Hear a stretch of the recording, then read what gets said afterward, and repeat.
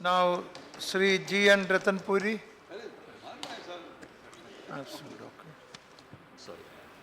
Then Sri Dr. Pradeep Kumar Balmachu. Eh? Eh?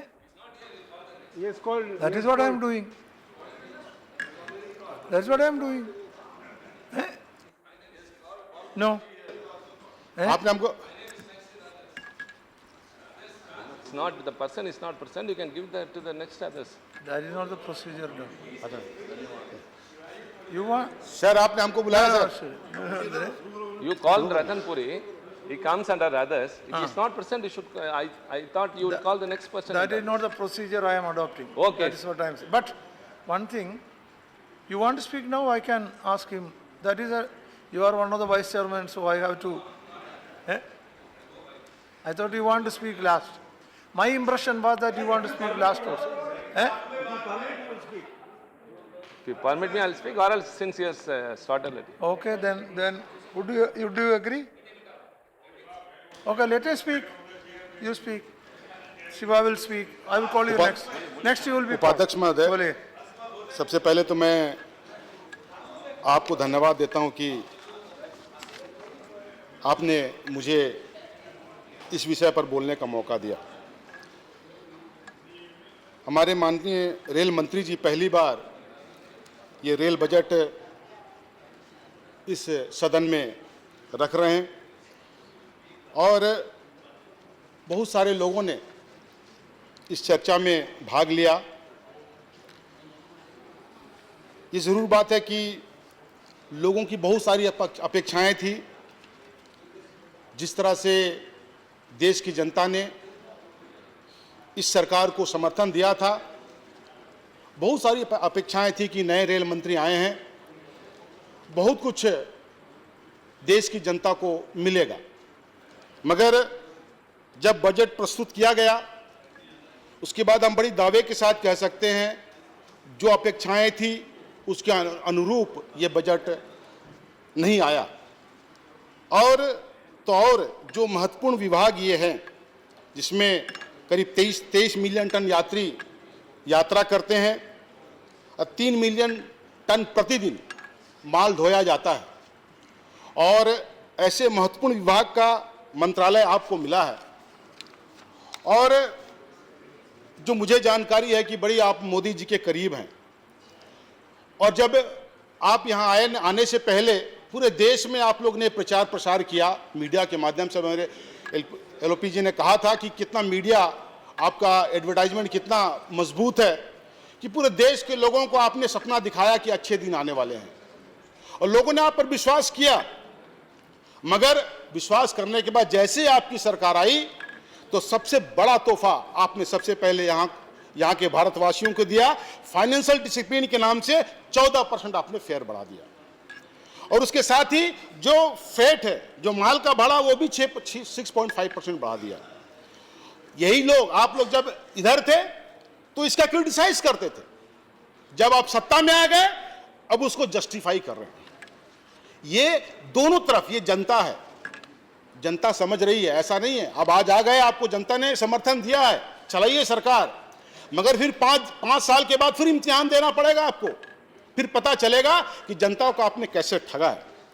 आज अगर पूरे बजट को हम देखें, बड़ी गंभीरता से देखेंगे तो हम बड़ी साफ शब्दों में कह सकते हैं कि फाइनेंशियल डिसिप्लिन के नाम से आपने रेल को निजी हाथों में देने के लिए आगे बढ़ रहे हैं। ये अभी बहुत सारे लोगों ने कहा कि किस तरह से आप आगे बढ़ रहे हैं। दूसरा उपाय है, और कुछ लोगों ने सजेस्ट किया शेयर आप फ्लोट करिए, दूसरा जगह जाइए तो वहां से पैसा लाइए, पब्लिक को समझने दीजिए कि मेरी संपत्ति है।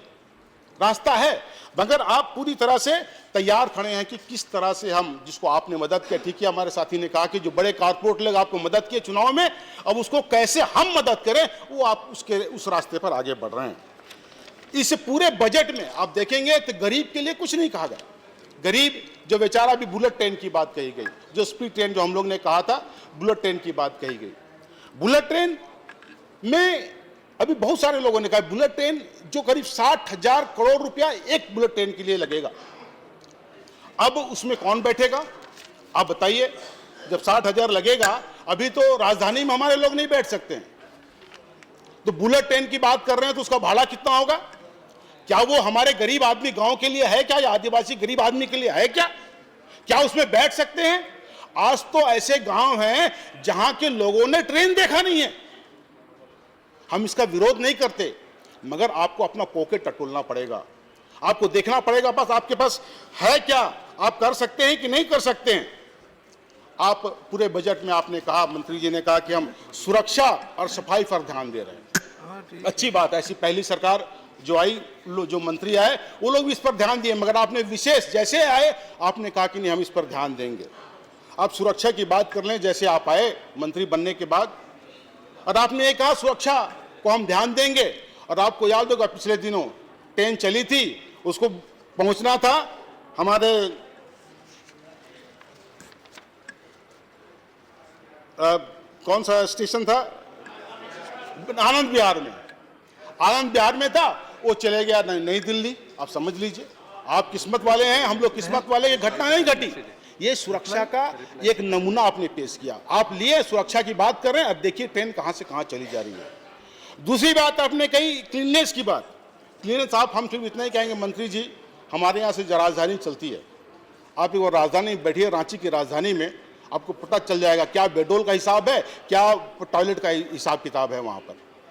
हम सिर्फ इतना कहेंगे कि बहुत ज़्यादा हम उम्मीद नहीं करते क्या करेंगे नहीं करेंगे, मगर इतना जरूर चाहेंगे कि कम से कम चूहा और कॉकरोच से तो आप हम लोग को निजात दिला दीजिए, बाकी क्या करिएगा नहीं करिएगा अलग बात है। कम से कम चूहा और कॉकरोच से हम लोग को निजात दिला दीजिए, हम लोग बहुत खुश हो जाएंगे, चलिए भाई आपने बहुत बड़ा काम किया। हम झारखंड से आते हैं और झारखंड की बात हम थोड़ा कर लें। झारखंड खनिज संपदा से भरा पड़ा राज्य है, यहाँ की धरती अमीर है मगर यहाँ रहने वाले लोग गरीब हैं, और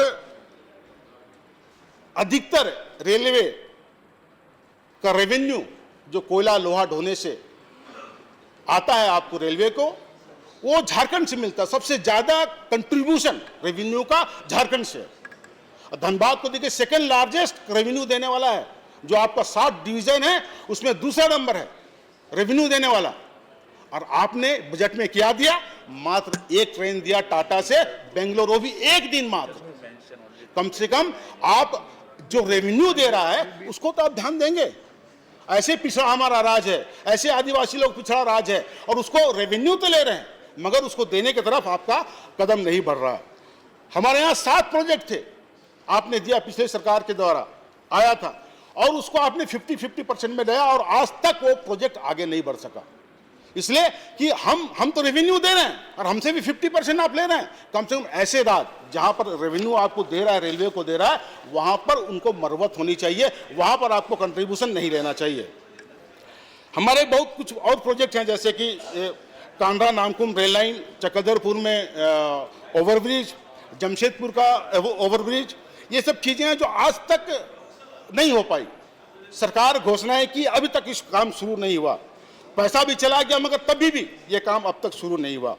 हमारी जो नई जो अधूरी लाइन है, कोडरमा हजारीबाग लाइन शुरू हो गई, वहाँ टाइल भी हो गया मगर आज तक ट्रेन चलना शुरू नहीं हुआ वहाँ पर। उसी तरह से रांची लोहरदगा टोरी लाइन ये चल रहा है, हमारे सुदर्शन भगत जी मंत्री जी वहीं उन्हीं का क्षेत्र से जाता है, वो चल रहा है, उसको आप पूरा करिए जल्दी, ताकि ये जो हम लोग कोडरमा होके आते हैं उससे दूरी उसकी कम हो जाएगी।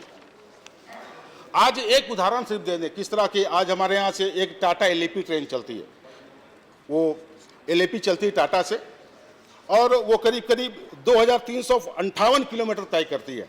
उसमें 53 स्टॉपेज हैं, उसमें अधिकतर साउथ के लोग जाते हैं, और विशेषकर जो वेलोर में जो ट्रीटमेंट लेने जाते हैं मरीज, वो उसमें उस ट्रेन में सफ़र करते हैं। अब समझ लीजिए इस ट्रेन जो करीब मैंने कहा कि 52 घंटे चलती है, और 53 स्टॉपेज, मैंने कहा 28 किलोमीटर में एक स्टॉपेज है, 28 किलोमीटर में एक स्टॉपेज है, और आप उससे एक्सप्रेस का चार्ज कर रहे हैं।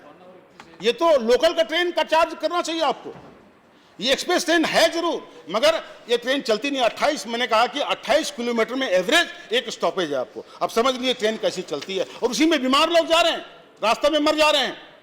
क्योंकि इसलिए वेलोर मैंने कहा कि बड़ा मेडिकल सेंटर है, वहीं से हमारे यहाँ से जो लोग हैं वहाँ ज़्यादा जाते हैं।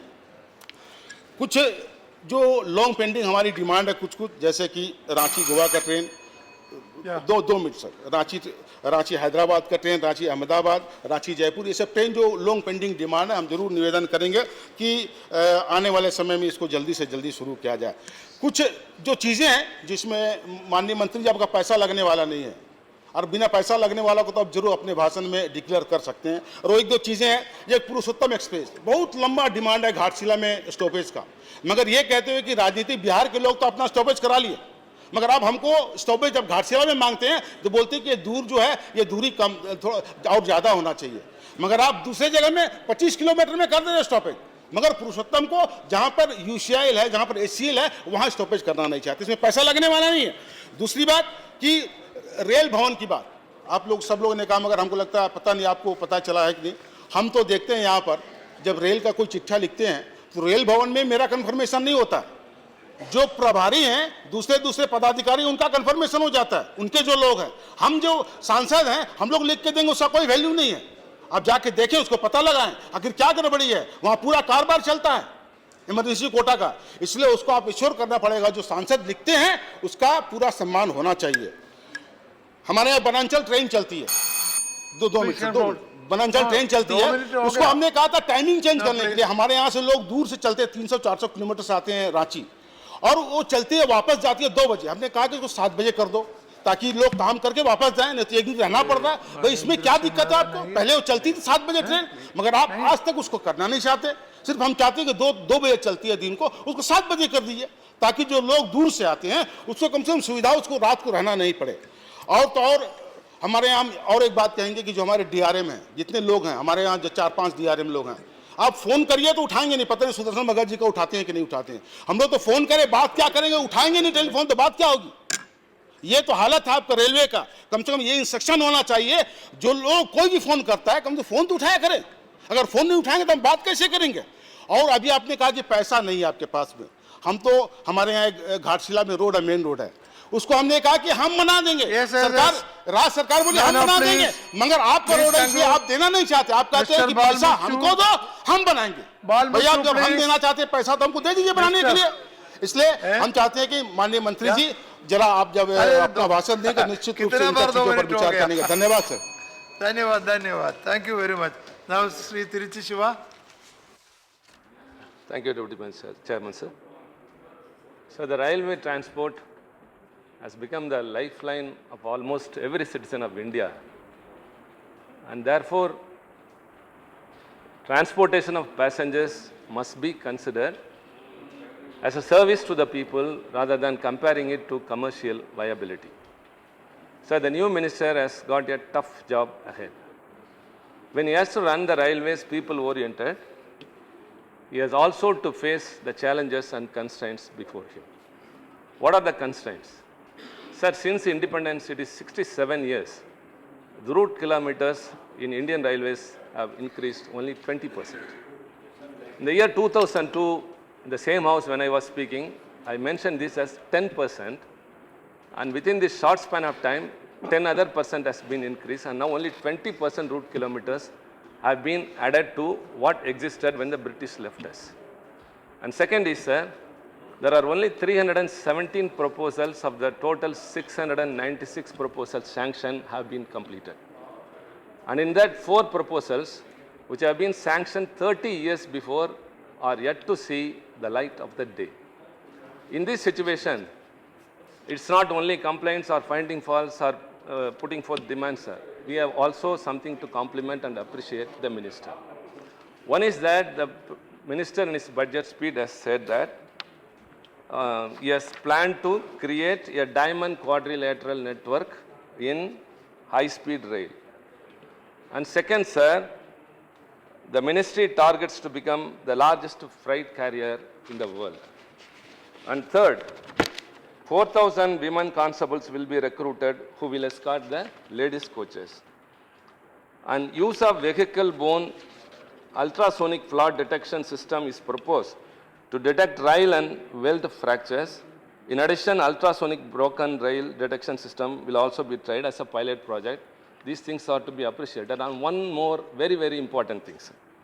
In order to overcome delays in project execution, a project management group will be set up at the level of Railway Board.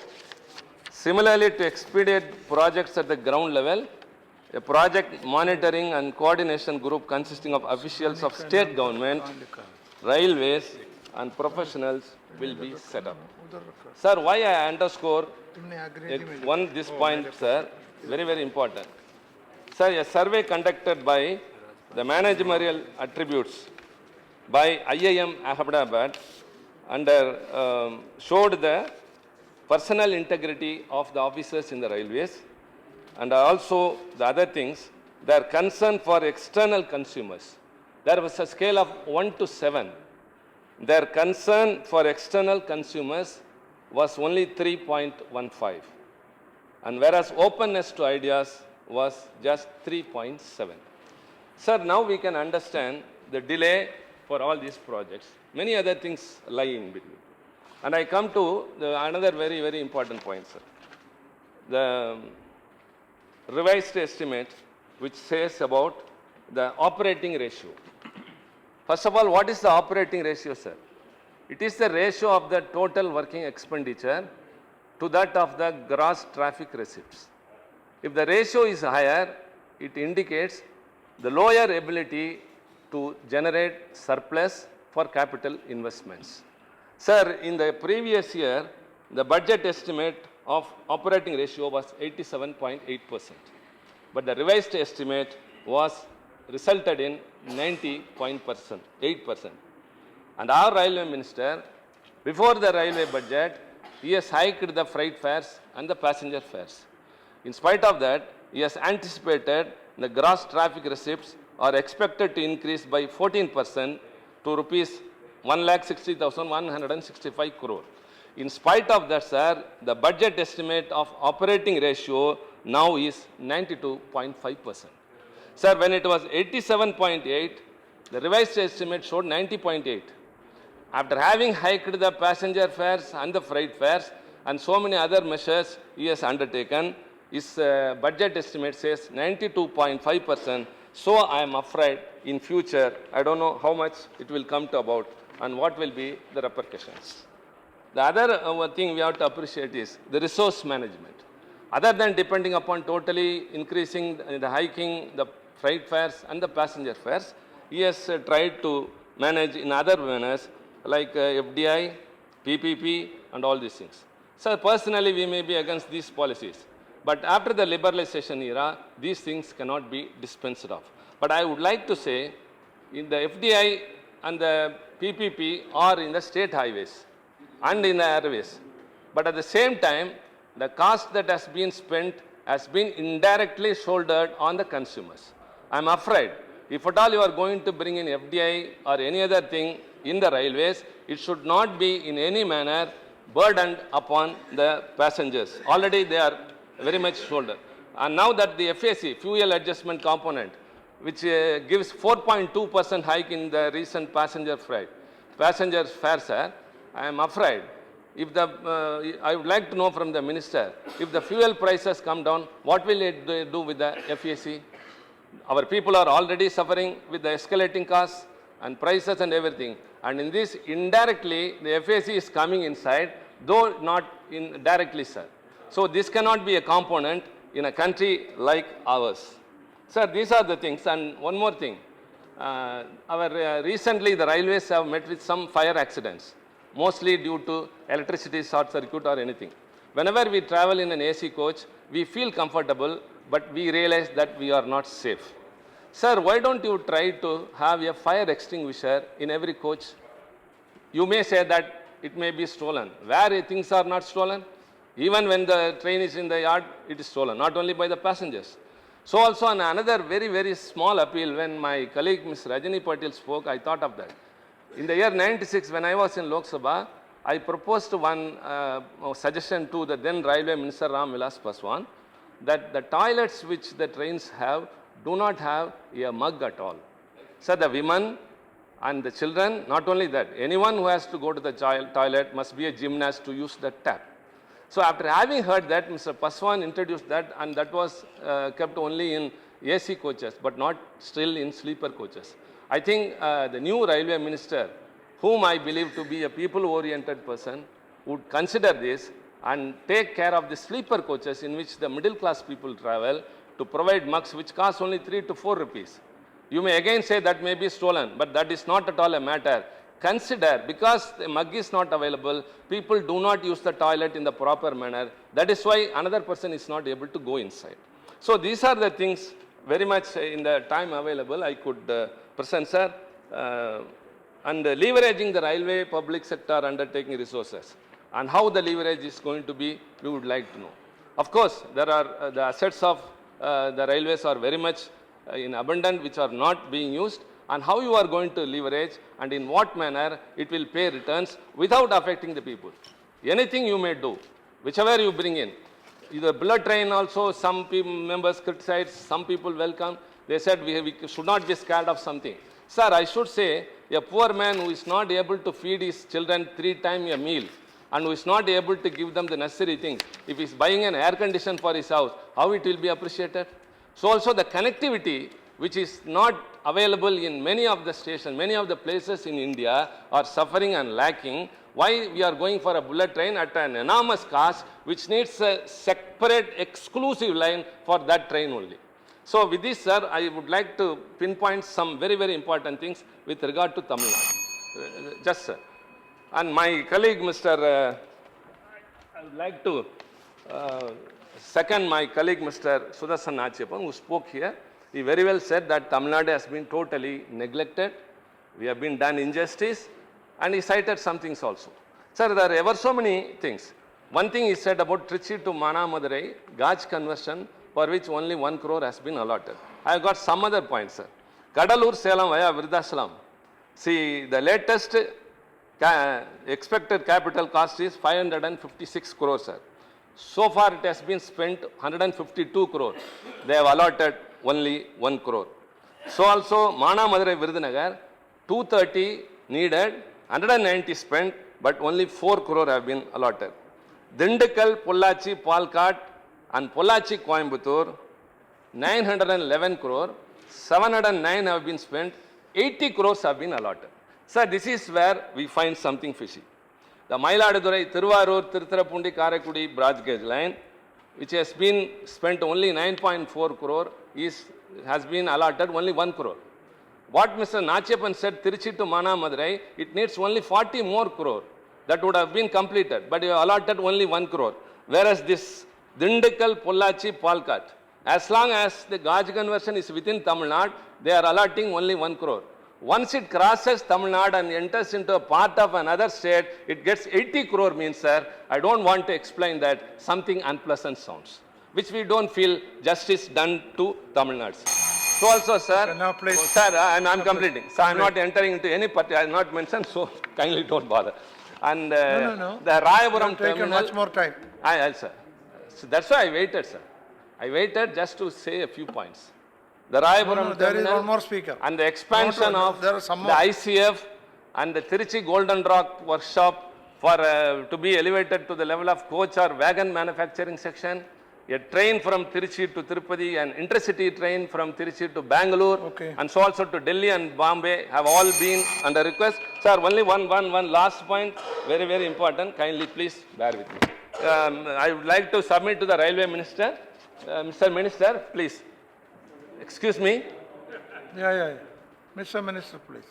See, I am particularly pointing this point because I have tried all the sources, and that's why I brought it to the House. This is a very small issue. I don't think it's worth being presented say in that, a say parliament. that. No, Sir, no. there is a train from Trichy to Tirunelveli, an intercity express.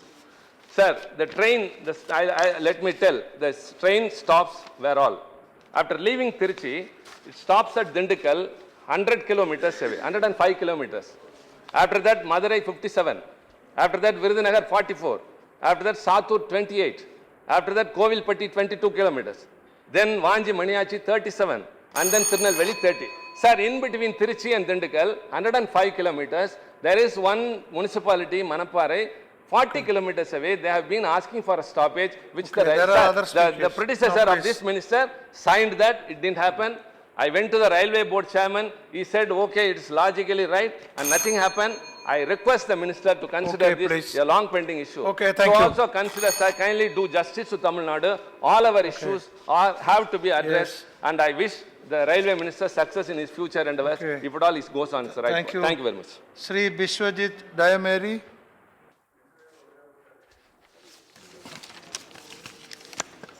Thank you deputy chairman जी।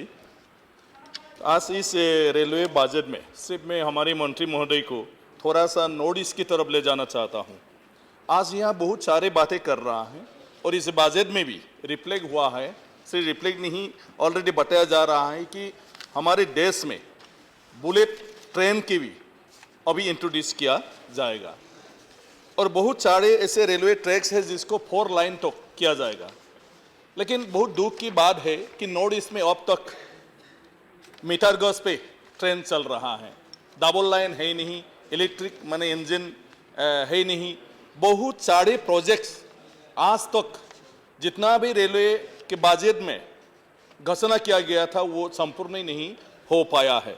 तो मैं अनुरोध करूंगा कि north east को भी हमारी मंत्री जी ने, ताकि इंडिया के रेलवे मैप पे रखे, नॉर्थ ईस्ट को छोड़ देना नहीं चाहिए। वो के लोगों का दिमाग धीरे धीरे इंडिया से माने अलग होते जा रहा है इसी कारण।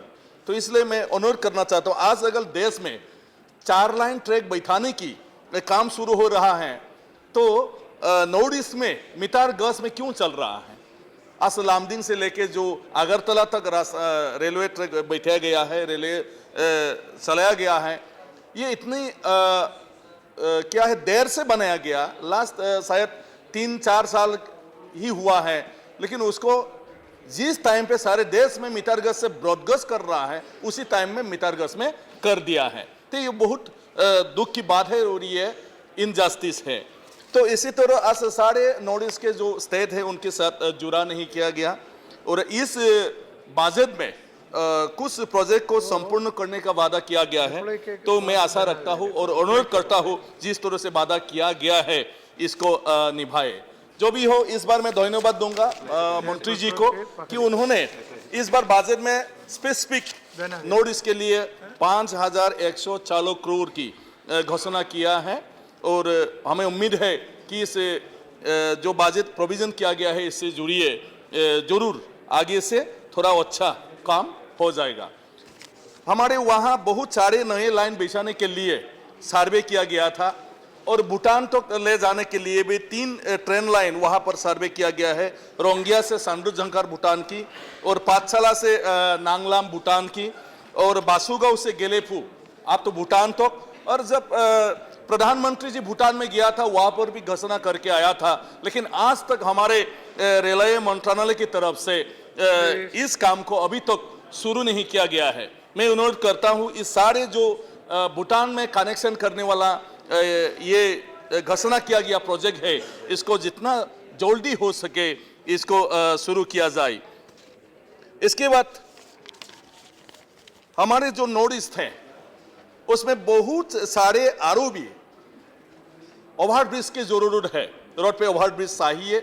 उसके लिए मैं बहुत बार मुद्दा उठाया, कंसल्टेटिव कमेटी में भी मैं बोल के आ रहा हूं, लेकिन उसमें बहुत सारी कंडीशन लगाया गया है कि जहां पर लोगों का माने पॉपुलेशन नहीं है, कम जनसंख्या है, उसी जगह में ऐसे ओवरब्रिज किया नहीं जाएगा। लेकिन गांव के इलाका में, गांव एरिया में पॉपुलेशन कहां से आ जाएगा? और जहां हमारे देश में पॉपुलेशन कंट्रोल के लिए व्यवस्था लिया गया है, लोगों को सिर्फ 3 बच्चा जन्म देने के लिए निर्देश दिया गया है, तो आज कहां से पॉपुलेशन चाहिए? क्यों पॉपुलेशन वाले को सिर्फ सारा ये सुविधाएं देना चाहता है? क्या हम अभी भी 10-15 बच्चा जन्म लेने में लग जाना चाहिए इस ब्रिज को मिलने के लिए, ओवर ब्रिज मिलने के लिए? तो ऐसा कभी होना नहीं चाहिए। इस देश में कुछ कानून करता है और काम हम अलग ढंग से करता है। जो लोग कम जनसंख्या में रहता है उनको ही हम लोग पुरस्कार अवार्ड देना चाहिए, वही सारे सुविधा देना चाहिए, ताकि जहां ज्यादा जन्म देने वाला लोग होता है, 10-20 बच्चों का जन्म देता है, उनको कुछ भी सरकारी सुविधाएं मिलना ही नहीं चाहिए। अगर मिलना है तो सिर्फ 3 बच्चों को मिलना चाहिए, जिसको हमारी सरकार ने जिक्र किया है। तो इसे पॉपुलेशन के बारे में अगर बोलते रहेगा तो कभी भी जिन लोगों ने पॉपुलेशन कंट्रोल का मदद किया वही लोग कभी भी इंडिया के सरकार की तरफ से जितना भी सुविधाएं दिया गया है उसको कभी भी मिल नहीं सकता। इसलिए इस पॉपुलेशन को छोड़ो, जहां जरूरी है वहां पर काम करना चाहिए, जहां रेलवे ओवरब्रिज चाहिए वहां पर करना चाहिए, जहां रेलवे लेवल क्रॉसिंग बनना चाहिए वो होना चाहिए। इसमें पॉपुलेशन की कोई कंडीशन लगाना नहीं चाहिए। अगर पॉपुलेशन का ये जरूरी है तो आज ये पॉपुलेशन कंट्रोल के बारे में बात करना भी सर देना चाहिए। इस कानून को भी हम लोग फिर से माने विड्रॉल कर लेना चाहिए, तो ये बहुत जरूरी है। तो इसलिए मैं मंत्री जी को अनुरोध करता हूं, पहले जो बजट लास्ट ईयर में जो बजट था उसमें घोषणा किया गया था कि गुवाहाटी में वागन क्या है कोच फैक्ट्री किया जाएगा। अब तो कोई काम स्टार्ट नहीं हुआ। बंगाईगांव, आसाम के बंगाईगांव में एक इंडस्ट्रियल पार्क बनाने का बात था, वो भी अब तो कोई शुरू नहीं हुआ है। इसका करना बहुत जरूरी है। तो जितना भी प्रोजेक्ट घोषणा किया गया है उन प्रोजेक्ट को ताकि टाइम पे करे। आज से जितना भी इसमें मेंशन किया है इसको अगर नहीं करेगा तो इस पर हम कैसे विश्वास कर सकता है कि जिस तरह से प्लानिंग किया गया है रेलवे मंत्रालय में कि ये हम लोग मिलने जा रहा है। तो इसे बहुत सारे कमिटमेंट है, आज टाइम नहीं है और मैं इतना बोलना नहीं चाहता हूँ। सिर्फ हमारे सेंटीमेंट को मैं बता रहा हूँ कि नॉर्थ ईस्ट का सेंटीमेंट क्या हो रहा है कि वहाँ साफ सुथरा के बारे में हम लोग बोल रहा है। सारे पुराने कोर्स को ही नॉर्थ ईस्ट में भेजा जाता है। लोगों का सबसे कंप्लेन है कि एमपी लोग क्यों यहाँ पर मुद्दा नहीं उठाता है कि एक बार भी एक भी नया ट्रेन को नॉर्थ ईस्ट से क्यों नहीं शुरू किया जाता। यहाँ साफ सुथरा के बारे में हम लोग बोल रहे हैं, लेकिन हमारे ट्रेन के कोच में टॉयलेट में पानी ही रहता नहीं क्योंकि पुराना कोच है और ये फूटा हुआ है। तो इसी तरह का हालत है हमारा। तो इसका सफाई करेगा तो कैसे सफाई साफ सुथरा करेगा। इसलिए मंत्री जी से मेरा अनुरोध है, स्पेशली किसी ऑफिसर को जिम्मेदारी दे दीजिए नॉर्थ ईस्ट में, ताकि जाके अच्छी तरह से सारे इन जितना भी कंप्लेन हमारे एमपी लोगों ने बताया किया है, कोई लिखा गया है, इसके ऊपर अच्छी तरह से मैंने उसको देखे और इस प्रॉब्लम को समस्या को समाधान करने के लिए ताकि कोशिश करें। मैं इसको अनुरोध करता हूँ और इसको कटे में अपना स्पेस समाप्त करता हूँ। धन्यवाद। धन्यवाद श्री दयामेरी जी। Now see, I have 2-3 requests from honorable members for raising their, just putting forward demands. I am allowing them 2 minutes each, but adhere to 2 minutes, that I am very particular.